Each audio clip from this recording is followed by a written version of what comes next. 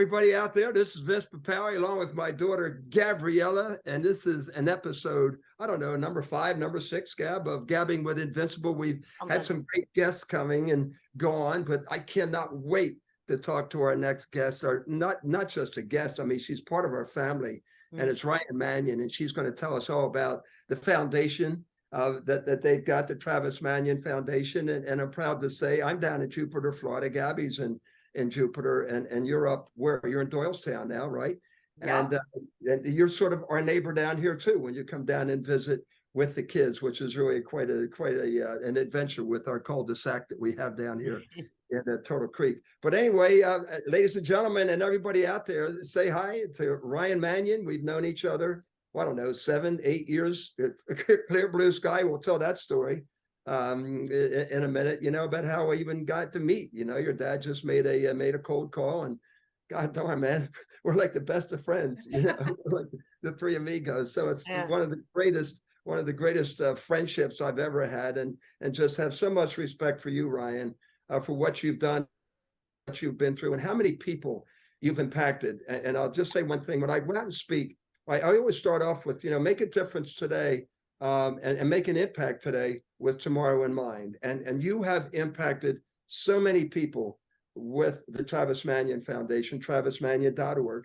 And maybe just to start off, could you tell us a little bit about it, and then we'll backtrack, tell about yourself and your family, some of the books that are out there, and basically what your mission is, which is a phenomenal mission as well. So I'm going to turn it over to you, and Gabby, anytime, you know what to do. Great. Well, thank you so much. It's awesome to be here with both of you. I love it. And I could listen to you both all day. So I think this is a fabulous podcast, and I'm excited to be a guest on it. And, the Travis Manion Foundation, it was formed after my brother, First Lieutenant Travis Manion, was killed in Iraq. As you know, he was on his second tour of duty in Iraq when he was killed by an enemy sniper while pulling to safety 2 of his wounded teammates. And my mom started this organization, and Vince, I think you kind of came into our lives right after my mom passed. And so you didn't have the opportunity to meet her, but she was really the life force of our family. She was the bulldog. She was the one that was always pushing forward, always had the big ideas. She was very much like your Janet. We had our Janet as well. There's a little bit of irony. Yes, the bulldog, especially, that's what her nickname is, the bulldog. Yes. So we had our own Janet, and my mom started the Travis Manion Foundation, and I'll tell you that when she started the organization, my dad and I really looked at it as a way for her to grieve the loss of her son and do something for others. And we saw it as a really positive thing. And we would constantly say to each other, like, this is a great thing for mom to be doing. But we weren't super involved with the Travis Manion Foundation at the beginning. That was kind of my mom's thing. We let her run with it. And I always say that we kind of jumped on the bandwagon because it was in less than 2 years after she filed the 501c3 paperwork to become a nonprofit that we turned to each other and were like, oh my gosh, this isn't just some small memorial fund in the Philadelphia area. Like she's really doing some things. Mm-hmm. And one of the things I loved about what my mom was doing in the beginning is she was looking for not to reinvent the wheel or duplicate programs that already existed out there for veterans.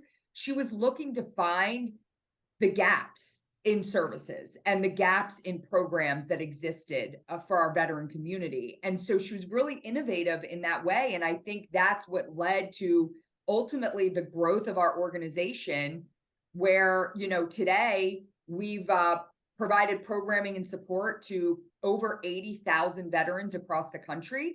We have a community of 200,000 across the world. And as my dad likes to say, we're about one community at a time. How can veterans show up within communities and continue their legacy of service and continue the work that they did while in uniform? Because when they take off that uniform, that sense of service does not go away. And so everything we do at the Travis Manion Foundation is about giving them continued purpose in their lives. Well, you have a certain mission as well, too. I was just looking at it right now: bravery and kindness and humor, and you have that all. And in a way, you know, as they're getting out of the military, these young men and women, and they're getting out of the military, there's that gap, you know, and there's groups out there called Bridging the Gap that I'm very close with, and you sort of you could be that glue to bring it all together. With you now, then having the veterans going out and speaking to the young men and women that are out there, which is just so great, because our kids right now, they need this discipline that you know, we're losing the discipline, I think, in society. And I think that what you have now and what you're doing with especially the young, you know, if not me, then who, and Character Matters, which is so important. I mean, Dick Vermeer, when he first came in, his biggest thing was character. I want a character player. I want a character athlete. And I think we need more of that. And that's why Character Matters is such an important part of what your mantra is. Well, yeah, and I'll share with you, you know, so our flagship program at the foundation is called Character Does Matter. And we actually train veterans to go out and deliver character education to our youth. So we have thousands of veterans across the country that have gone through this training, and we have presented the program to over 500,000 kids across the country. And, you know, one of the things that it's two-part. Number one, you know, my dad always used to say, when my dad was growing up, you know, his father's generation was the World War II generation.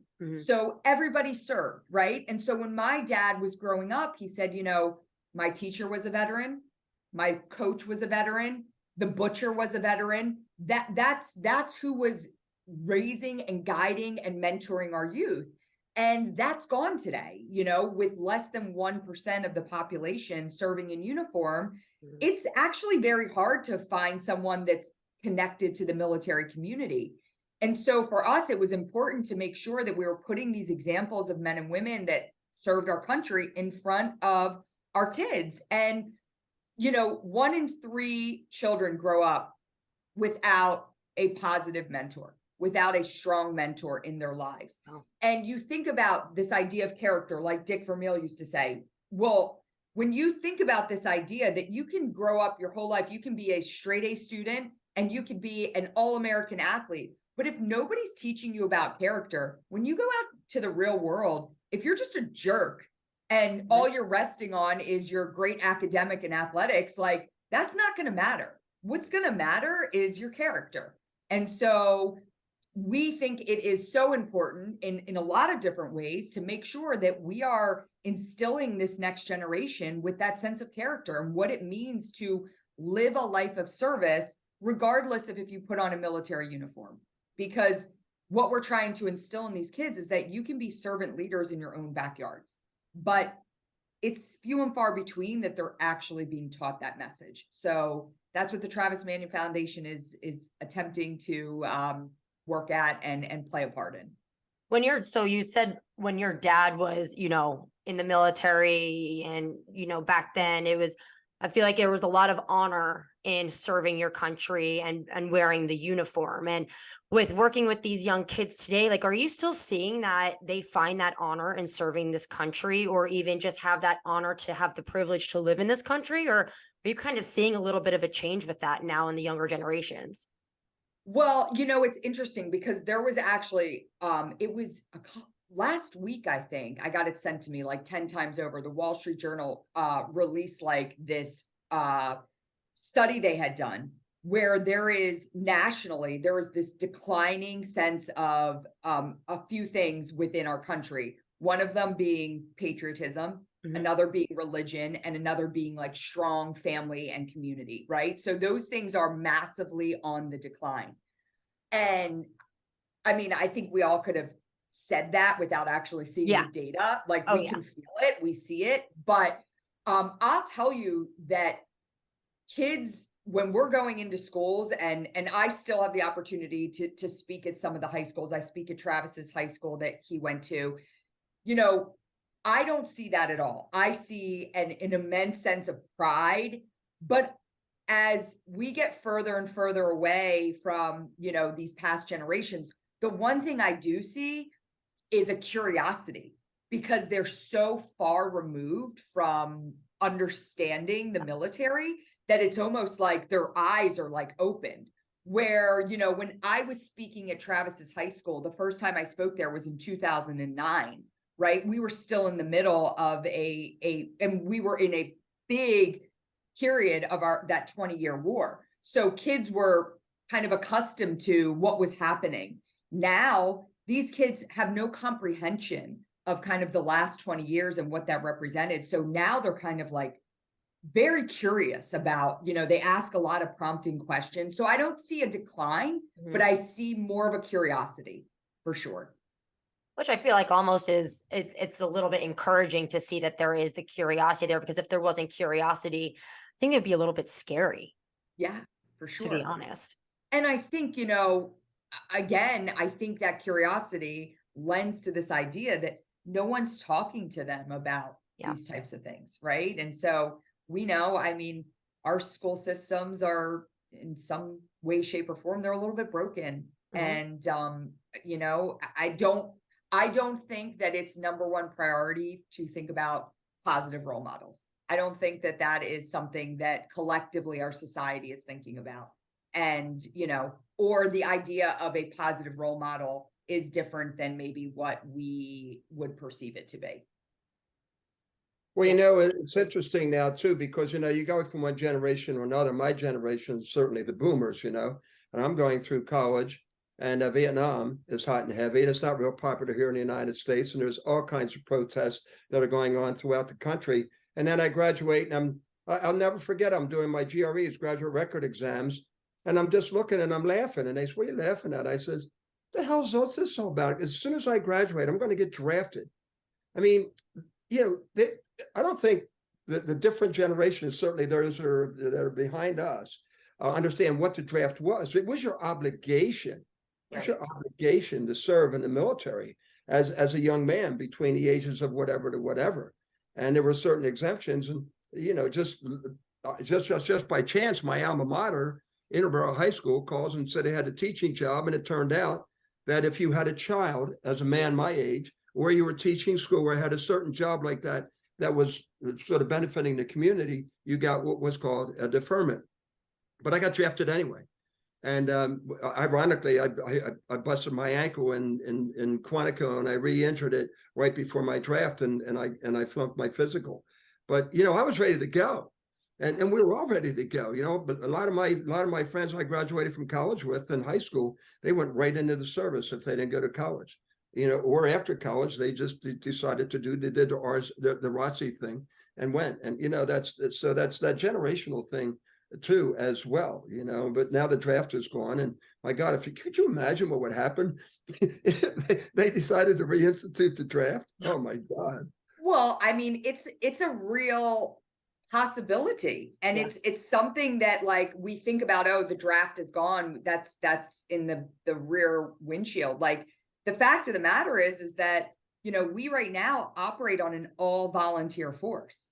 And so every young man or woman that joins the military does that voluntarily. They make that decision, right? And so if we are not giving a positive reflection of what the military stands for, that all volunteer force could dwindle significantly to the point where you have to reinstitute a draft. So I think we have an obligation as a society to highlight the military community and to highlight, and listen, no group is perfect, and every institution has its challenges. The military is not exempt from that. But at the end of the day, you know, kids that join the military, and I actually heard a really interesting statistic, you know, there's a lot of kids that they'll enlist right out of high school, right? And so you go to these graduation ceremonies, and you know they highlight, you know, the kids going to the big Ivy League schools, or you know, doing all sorts of different things, right? But there's no sense of like pride or accomplishment for these kids that are enlisting, right? And everybody kind of thinks like, oh, they're enlisting, they probably had bad grades or they have no other option. And in fact, a lot of these kids go and they enlist and they do their 4-year stint, and then they go and utilize the GI Bill to go to college, and they end up being way more successful than the kids that go to college right outside of high school, have no idea what they're doing. Mhm. And frankly, I was one of them, just kind of cruise through college and, slide by on, but at the end of the day, like most kids are not ready to enter a 4-year college and be that independent. And so I always say, I think a national mandate on service is something that we should think about instituting in our country. That doesn't mean military service. There's got to be options, Peace Corps, Teach for America. But the idea that when you turn 18, you don't just get to go to a 4-year college and party and drink and show up at class at noon. Like, you have to serve your country for at least 365 days. And I think that's going to change the scope of what our society looks like. Yeah, absolutely. And it's funny, I went to college. When I went to Syracuse, they had a very big military program, or former military. Yeah. And so, like, I remember in one of my economics classes, I had a former military. I don't remember the branch. But he was, I was 20, I was maybe 21, and he was 25, 26, and he was in the same class as me. And at first I was a little bit confused. And then once I got to realize and I started to see, and I was like, it's actually amazing. And he's gone on to do really incredible things and has a beautiful family now. And guess what? He probably went to Syracuse for free because he was utilizing his he was smarter than any of us, so he absolutely did. And it's just, and I think that it would honestly, by doing so, there's plenty of countries that do that. And from what I see, is the countries that require some sort of a service to our country, commitment, however long it may be, it seems like there's a little bit more, what's the word I'm looking for? Like patriotism, for their country and pride for their country, where, nowadays I think that kids and even adults I've seen take such for granted the country that we live in. And they say, oh, well, it's better over there. Okay, we'll go and live over there. And then let's see how it is, and they instill those same values in their kids too. And so it's just a very, it's an interesting idea that I think could be very, very cool. Well, and I'll say this, I'll never forget, and I won't say the reporter's name because you'd all know him. He was a local Philly guy on Channel 6. And after my brother died, I remember he showed up at our house and at my parents' house. And, my dad did 30 years in the Marine Corps, retired as a colonel, and then had a very successful career at Johnson & Johnson. And so he did well for himself. And I'll never forget the reporter coming in. They had learned that a Marine from Doylestown had been killed in Iraq, and they showed up at our house, and my parents let him in, and he walked into the house and he said something along the lines of like, oh, I didn't realize that like kids who joined the Marine Corps grew up in like houses like this, almost inferring that like, kids that join the military have no other option. Yeah. And my dad was very quick to say, my son could have done anything he wanted in life. Like, this is what he wanted to do. And it was almost that interaction that was the catalyst for my dad, because he talks about it all the time. Like, when the newspapers called and when the TV reporters called and wanted to talk to us, we very easily could have said no. But we said yes, because he wanted Travis's story to be shared. And he wanted his story to represent this generation of men and women who have given their lives. And so that's kind of what we've moved forward with since 2007, like sharing his story as an example of this post 9/11 generation and what they stood for. Yeah. Well, you brought up a good point, and I know who you're talking about, by the way. But tell us about Travis. I mean, this is all, so you're growing up with Travis, and a great high school athlete, and it goes on to the Naval Academy, and he's a wrestler, and all Heard this some great fun stuff. stories about him. Yeah, but see, I don't know Travis other than the Travis I know through your family, and all, and some of the pictures and some of the stories. But how do you see, tell us a little bit about Travis. Yeah. So, well, again, we grew up in a military family. So Travis and I were both born in Camp Lejeune, North Carolina on a military Wow. base, and we were only 15 months apart, so very close. Much like you and your brother Gabby, Mhm. you know, we were best friends. And what made us even closer was the fact that when I was young, you know, my dad had to change every 2 years. He was in a new station, right? So I look back at that time and I remember growing up, I was very deeply resentful of the fact that I had to move every 2 years. I don't know if it was because I was a girl, but like I felt like adjusting in a new place, in a new town every 2 years, it was super hard for me. It's hard. Travis didn't care. He just was like, go with the flow. Where are we going next? And, but I always knew that I had Travis. Like I always knew like I had my built-in best friend. And I mean, you know my dad now, but like I would say like my dad has softened immensely. Yeah, Like, what was when he my like? Was dad- he tough? He was tough. Because He he's was so gentle. I've he seen it. was he was I've very seen tough. it. I've seen it, and I've seen it with him toward me, you know, in a good positive way. How can Yeah. you think that way? You know, Yeah, I mean, I used to. It's funny because you know he loves watching his grandkids play sports, right? And he was our ultimate like cheerleader coach for everything when we were young. And you know, I don't want to say he's critical, but I mean, he tells you how it is. Like if you walk off a field and you didn't play well, he's not going to sugarcoat it and be like, "Oh, you did good." And he does the same thing with that's what mom my did. daughter, who's going to be a Division I athlete, and he's like, listen, like this is what you did wrong, this is what you need to fix it. And sometimes my oldest will, you know, she'll be like, gosh, Pop's so mean. I'm like, Pop's so mean. When I was young, I remember like playing bad in basketball, my dad being like, you can't come in until you do 50 layups left-handed and right-handed, and then you can come. I'm like, Pop's not like, I wish I had Yeah, Pop you're like, when this I is was a kid. easy. Yeah.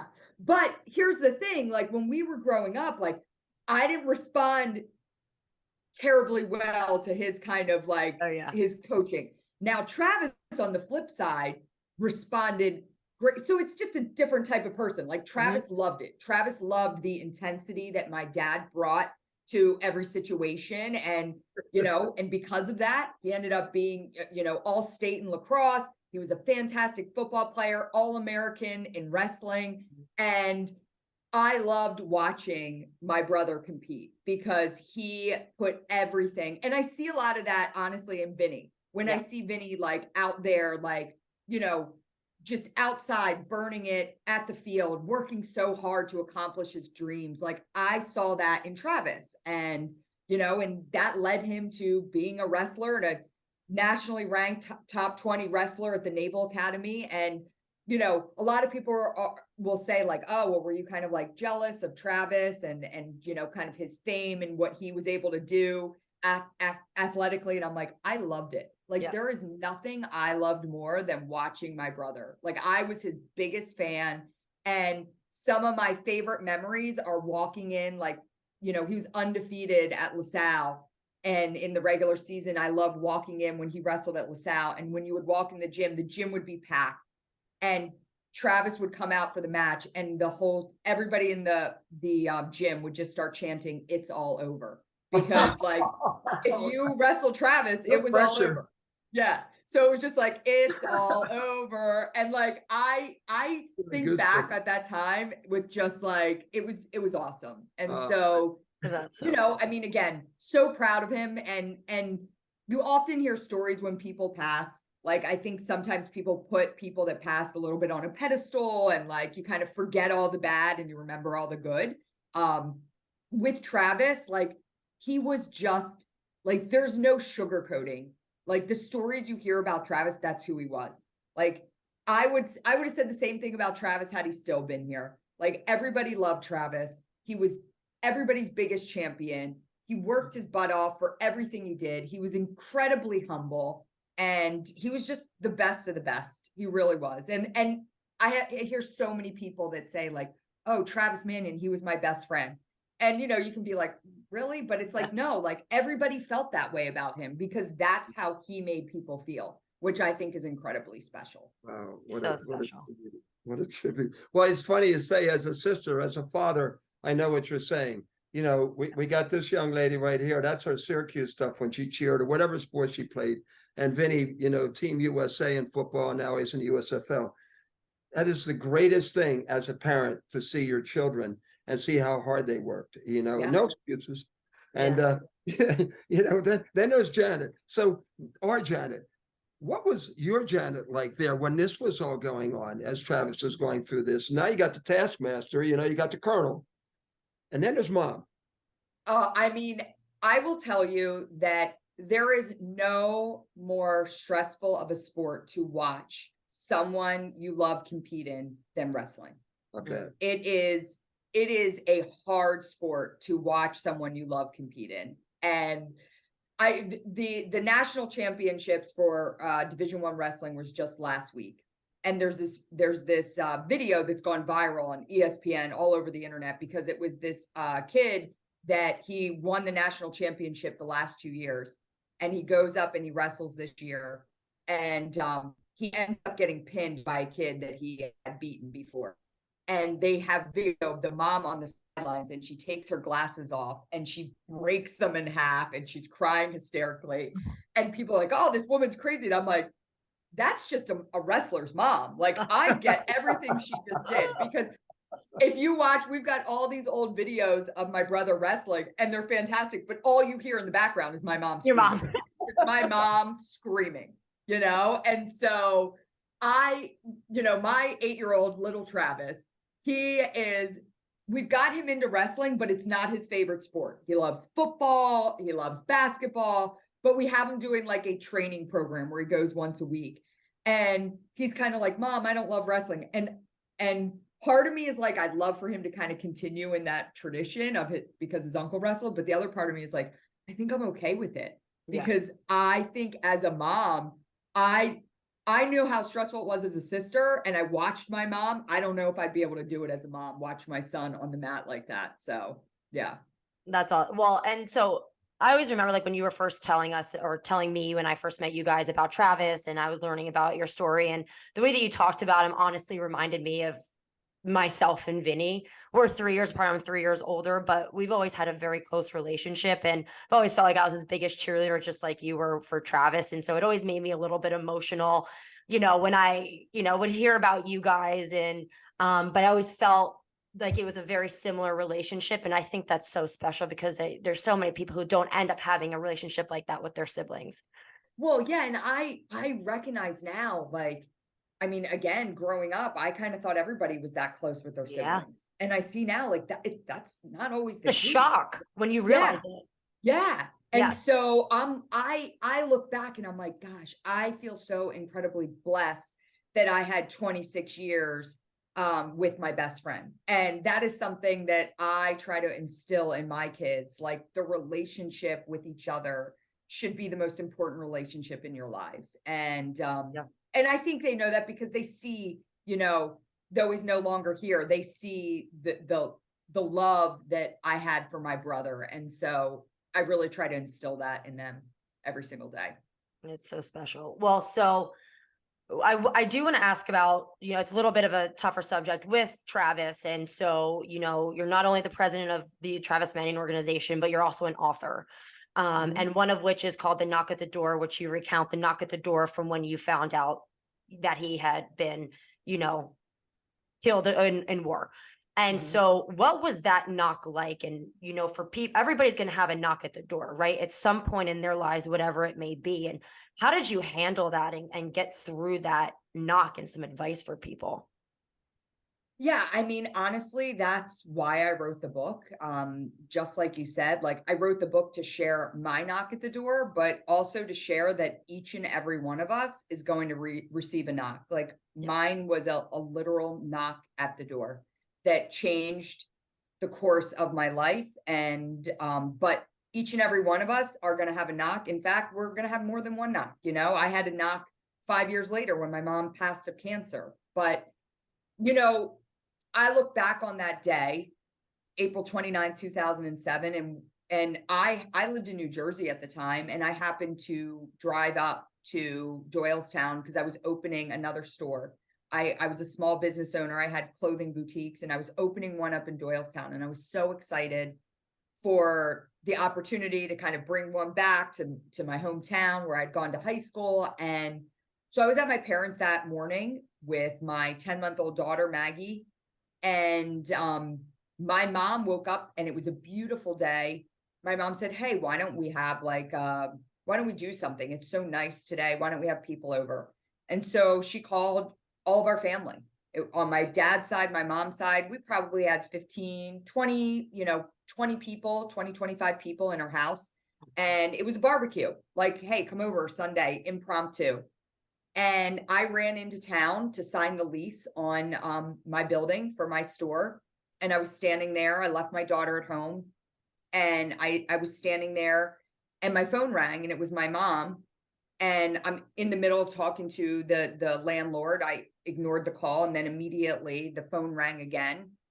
And it was my mom again. I'm like, okay, she clearly needs something. And I answered the phone and I just heard screaming on the other end of the line. And I immediately thought something had happened to my daughter because I had left my 10-month-old daughter and I kept screaming, what's wrong? What's wrong? And they were just screaming, come home.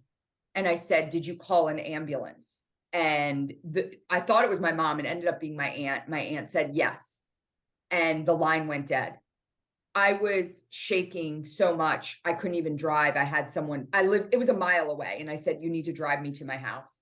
And I pulled up into my parents' driveway and my dad was standing in the driveway and he was standing with a Marine that he had served with, Lieutenant Colonel Gardner, which didn't register right away with me why he was there. They were family friends, but like it didn't make sense why he was there. And I stepped out of the car and I said, where's the ambulance? Because this whole time, this 5-minute drive, I'm thinking that my daughter hit her head or choked. Yeah. And I said, where's the ambulance? And my dad just looked at me and he just said, Travis is dead. And I remember he was standing at the bottom of the driveway and I was at the top and I just like, I literally collapsed. Like I could not physically stand up. And I just was like screaming, it's not fair. Like that's all I could think of was it's not fair. Yeah. And it was like a really chaotic scene because, in some ways there was some beauty in the fact that when my parents received that knock, there were so many people in the house, but these were all the people that were closest to Travis as well. And they were receiving the news at the same time. Yeah. And so, my little cousins were there, my aunts, my uncles, my grandmother sitting there in her wheelchair, it was kind of surreal. And I remember when I walked, a neighbor ended up like picking me up and walking me down the driveway. And I remember when I like walked into the door of my parents' house, I remember thinking like nothing is ever going to be the same. And it was just like, it was crazy, and those first like few days, few weeks, are like a blur, right? You're just kind of going through the motions. And the scariest thing for me during that whole time was we were surrounded. There were no less than 50 people in our home at any given time as soon as people heard what happened. But the scariest thing for me was like what happens after the funeral. Because I knew that whole week everybody was going to be there. But then once all the services were over, all the ceremonies were over, it was like everyone's going to go back to their own lives, and which they should, right? But like we're here left with like without Travis and with no distraction to him being gone. And so that was the hardest time for me after everything. And you had a less than a 1-year-old too, that you also. I had a 10-month-old that, honestly, I was incapable of parenting. Yeah. Like my husband, like, I don't think I changed her diaper for a month. Like I couldn't even take care of her. I slept in my parents' bed. Like literally the night Travis died, my husband went upstairs with our daughter and I got into bed with my parents. Like I was a child myself, and but once I kind of came out of that haze, I recognized that like we all have a choice, right? We have a choice on how we're going to respond to things. And it was actually the day of my brother's funeral. My dad called my mom, my husband and I into their bedroom. And he said, listen, like, I don't know what happens after this. I don't know how we move on, but I know that we are going to make Travis proud. and we're going to live lives worthy of his sacrifice. And we didn't know what that meant at the time, but we all committed that morning to do it. And, that's what we've tried to do ever since. And you've done a hell of a job doing it, right? And so then, I'm sorry. I'm like, I don't know. I was like crying through that whole thing. I'm like, oh my God. I've read it. I've read the book, but I've never heard you say that. And your dad, as close as we are, he just sort of poo-poos everything. It's just, wow. Can't even imagine. Just can't even imagine losing one of my two. I just couldn't even think of that. Yeah. And I think it also shows that there's no real right way, like that you're going to handle grief and the loss of someone, and you're just going to do it on your own terms. And it's like a flip in the head, right? Where you either make the decision to honor this person continuously, or you can, sit in the past and let it take over your entire being in life. Yeah, I mean, I think the thing about grief is there is no linear path of grief, right? And there's no like, okay, first comes this. And I mean, they have like kind of the 12 steps of grief, but like the fact of the matter is, everybody grieves differently, but we can all make, like, I very easily could have pulled the blanket up over my head and not talked to anybody about my brother, not done a ton of things, but I made the decision, as hard as it was, that I was going to move forward, right? That I was doing him a disservice by not living the most fulfilling life that I could, because of the sacrifice he made for us. And so, people think like, oh, you kind of move past grief. Like, I haven't moved past it. I would give anything to have my brother here with me. And there are days where I will literally be sitting making a box of macaroni and cheese, and something will like pop into my head that will make me cry. Am I outwardly like standing up in front of big audiences? No, I can share my brother's story without shedding a tear, but that doesn't mean I don't have my own moments where, the terrible loss of him is like, almost crippling. But I have learned now that I appreciate those moments. Right. So like before, where I was like, oh, when am I ever going to stop crying? Because I literally woke up for months. Every single morning I would open my eyes and just cry. Yeah.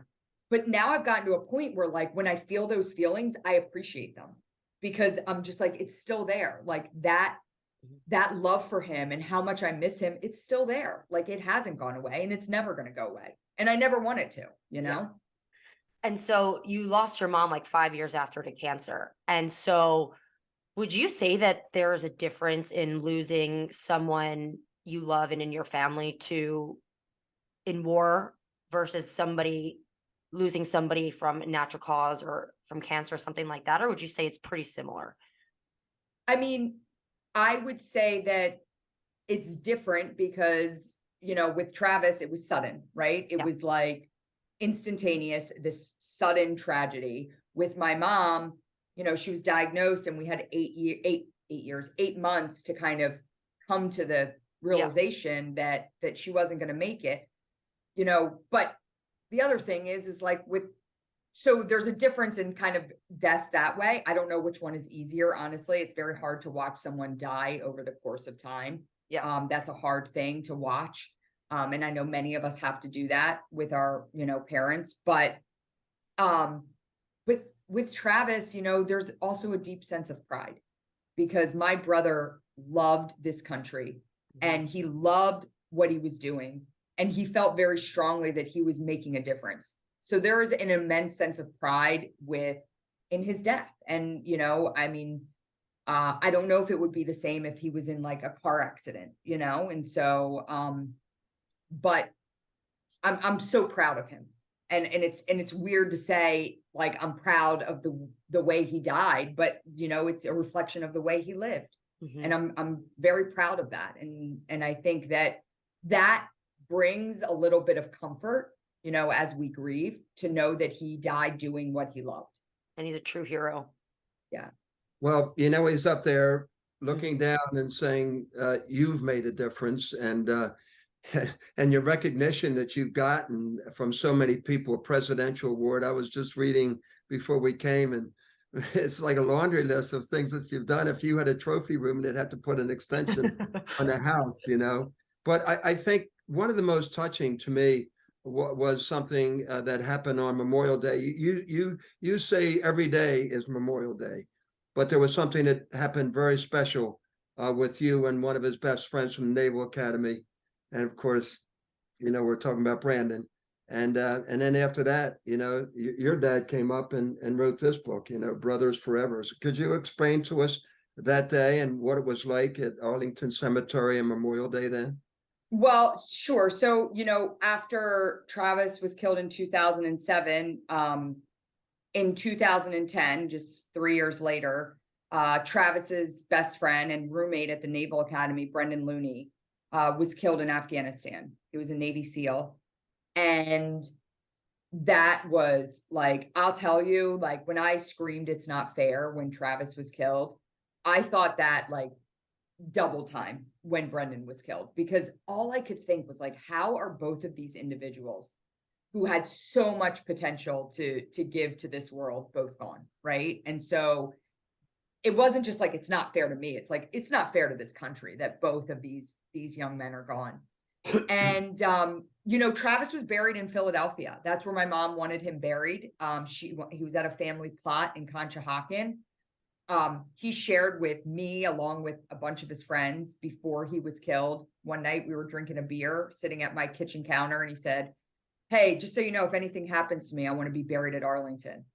And I was like, "Shut up, we're not having this conversation." And he's like, "Well, I'm just letting you know." And I'm like, "Okay, well, guess what? You're going to be buried at the family plot so we can come see you." I jokingly said that. And that's what actually happened, because my mom was like, "He's buried in Conshohocken." And she went and she visited him every Sunday. After he was buried there, a bunch of people went to my dad and was like, "Hey, just want you to know, Travis actually shared his desire to be buried at Arlington." But nobody said anything, because you're not going to tell mom why she's planning her son's funeral arrangements. You know, "Oh, by the way." So when Brendan was killed in 2010, his wife said, "I want Brendan buried next to Travis." My parents said, "Well, Travis is buried in Philadelphia. Brendan's from Maryland. It doesn't make sense." And she said, "Well, I want them buried together at Arlington." Made some sort of comment like that. And my mom was like, "Okay, I'm ready. I'm ready to move Travis to Arlington." And so we did. We moved Travis to Arlington. We got approval from the Secretary of the Army to move him before Brendan was buried. So we buried Travis on a Friday, like a week after Brendan had died. And then that Monday, they buried Brendan right next to him. And so they now rest side by side in Section 60 of Arlington National Cemetery. And, you know, they were roommates at the Naval Academy, and now they're roommates at Arlington. And it's a beautiful thing. You know, Amy Looney, Brendan's late wife, she's the vice president of the Travis Manion Foundation. So I get to work alongside her every day. And gosh, it's so awesome. I mean, people visit the two of them all the time, and it's awesome for them to share the pictures like, "Hey, was with the boys today." So, you know, terrible loss that Brendan is no longer with us, but it's a beautiful story of, again, these two young men with so much left to give the world, you know, and I think that their story continues to give so much inspiration and meaning to so many. And my dad wrote the book. And so my dad wrote a book to share their story, because it's an incredible story. Well, you talk about making a difference. Yeah, that's just well, you've made the difference. And so where do you go from here? What there's so many things. Just real quick, you know, I'm so proud of my Travis men. So when I travel, and I'm traveling all over the place, I just came back from Fort Hood, but anytime I travel, I always like to have something that ties me to Philly, you know, and, you know, whether it's my Eagle stuff or Invincible stuff or whatever it might be, but I can't wear Invincible to Vinny's games.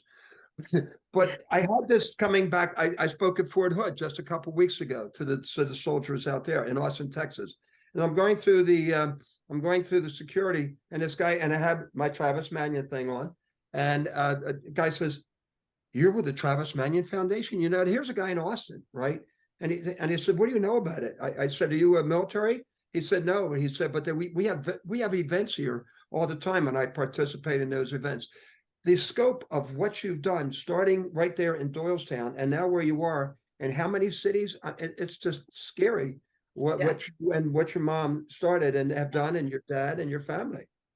We're in, we've got 30 chapters around the country, eight regional offices. And, the plan for us is to continue to scale the programs that already exist and to be a resource to even more veterans. We say that in the next 10 years, we want to work with 100,000 veterans, 1 million kids, and 100 cities. So that's our 10-year goal. And we are well on our way to getting there. And your logo is?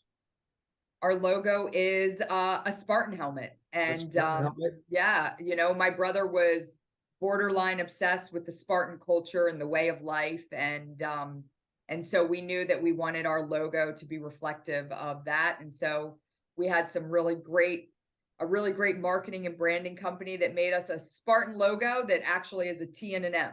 So for those, some people don't always see that right away. I didn't see it. I see it now. Yeah. Isn't that cool? See? There it is. So cool. Oh, yeah, you can see it. Yeah. I noticed it in the background, the wood thing. Oh yeah, the wood. Yeah. Oh, that's so sick. I never knew that. Yeah. Well, so, it's one of those brain tricks where some people, it's like right away they see it. And then some people they like never pick, they have to like be like, I was always wondering what but I was like, it's probably a stupid question if I ask. Can't do that. And then you have, if not me, then who?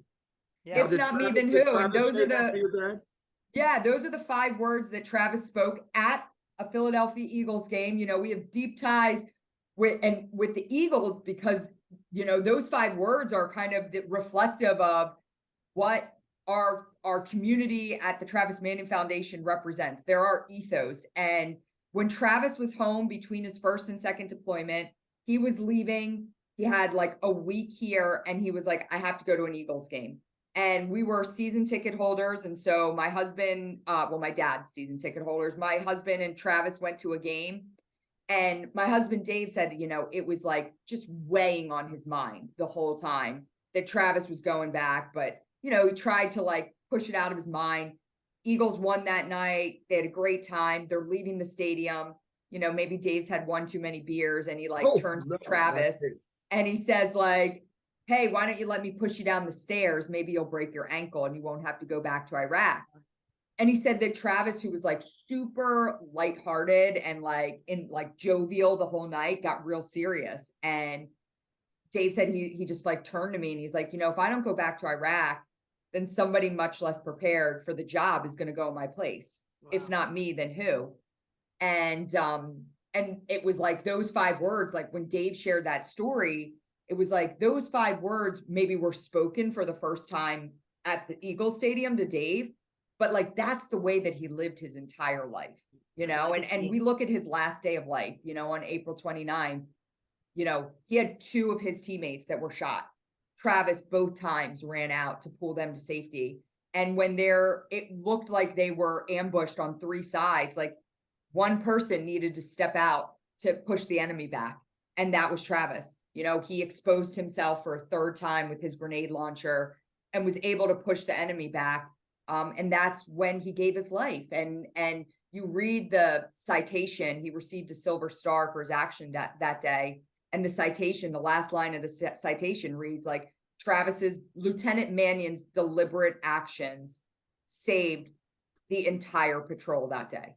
Wow. And so, when you think about if not me, then who, like there it is, so we try to instill that in the kids that we work with and we try to instill it in everyone. Like, frankly, all of us need to work towards having these, if not me, then who moments. No matter how small they are, moments where we lead by example.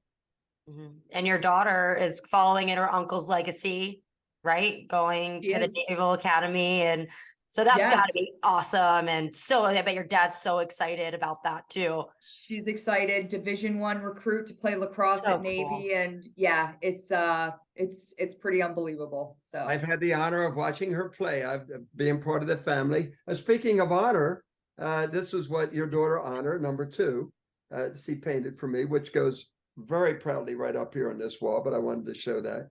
That And was then that was a big deal for her to be able to do that for you. that And was I'll tell so you, cool. Vince, She was so shy. uh, It was great. I loved it. she worked on that all week. And Oh. then, we went out to the dinner and she presented it to you. She was so excited. And I'll tell you, I'm upstairs right before we hopped on, and my son is filling out his star of the week this week. And it says 3 fun facts about me. And so his fun facts were he's going to Ireland this year because we're going to go watch Navy play Notre Dame in Oh, Ireland. how cool. His Wow. other fun fact was he plays 6 sports. Okay. Okay. And then his other So- fun fact was he's friends with an Eagles player. And he's talking about you. So he's excited to go into school and flex that he's friends with an Eagles player. He's- okay. That orange bike is up there on the wall forever, and that says when he gets here, and that was Vinny's bike, his trick Yeah. bike. So you let him Yeah. know. Now But he'll I fit think up it's, that bike. I will say, Vince, like my kids, they know your family and they know you as Vince Papali, and they knew like you played football for the Eagles, but it wasn't until recently, especially for Travis, that like he understood. We watched over Christmas, we watched Invincible. And it was like his mind was blown. Like, wait, that's Vince? That's Vince. I'm like, that's Vince's story. And when you look at like positive role models, like I love that he looks up to the fact that, as opposed to just like thinking a basketball player or football player is his hero just because of what they do on the field, right? Mhm. Like feeling that story behind it, like the perseverance, how hard you work to get where you got to. Like it was eye-opening for him. So thank you for giving that to my children and being kind of that source of inspiration that like, and even for Maggie, like you don't give up, like you don't give up. Yeah, That that's is cool. pretty cool. Well, I always say I'm just Gabby's dad. I'm just Vinny's dad, Janet's husband. Whatever it is, it is. So, what do you think, Gab? You got anything else that there's No, yeah, this has been amazing. all this stuff that because your dad, when he just left about it, about an hour ago, and I said, Ron, we could go all day long because you have so many great stories and Yeah. so many things to say. All right, well, maybe we can wrap it up with this and tell us about some of your upcoming events and travismanion.org. You've got to go and see that and see all they're doing. What are I know you've got a couple golf outings coming up, and you always Memorial Day coming up soon. You're going to have your honors run. Yeah, well, the 9/11 Heroes run in September. We've got so many things, so many different things. If you play golf, you can come support us at a golf event. If you're active, we have the Manion WOD coming up at the end of April, where it's a workout that you can do. You earn a shirt and a patch to do a bunch of squats and run. You can do it virtually. You just sign up, or you can attach to a gym. It's like a nerve. Yeah. But go onto our website, travismanion.org, and join the mission. That's the biggest thing you can do, because if you join our mission, you'll learn about everything that we do and all the different ways that you can be a part of it. And I will say, the one thing I will say in closing is that we are a veteran service organization, but half of our membership is made up of civilians. Wow. And it's really important to us that our organization is, bridging that military civilian divide. And so this is not just an organization that you can only be involved in if you're a veteran. So, for everyone, come out and play a part in helping to strengthen our communities across the country. Awesome. That's great. Yeah, you guys do great work. So thank you so much again. This has been awesome. So much insight on everything. And we're so thankful to have you on here and, have you part of our Ryan. family. We'll see you. I'll see you at one of the golf tournaments, and certainly see you when we're coming up. And I'll tell you what, nobody throws a better party than you guys when it's the Army-Navy game. Oh, that's that's right. tailgates. Yeah, you could just talk an hour about that and all the people that come by. We're talking Medal of Honors. The number 1 draft pick from all the sports, everybody coming into that tailgate. It's the best ever. My dad sent me a picture yesterday from a couple years ago. I guess I was with a couple service members that had just that were in the service, and they were doing Jameson shots, and I walked by and they were like, "You want a shot?" And I was like, "Yeah, I do." So he just sent me a picture yesterday from the tailgate of me swigging out of their Jameson bottles, and one of them going like, "Yeah." I love it. Good stuff. Beautiful. We love you. Thank you so much, Thank Ryan you and the so Manion much. family. Thank We'll see you you. later. Thanks a lot. This was great. Go USA. God bless America.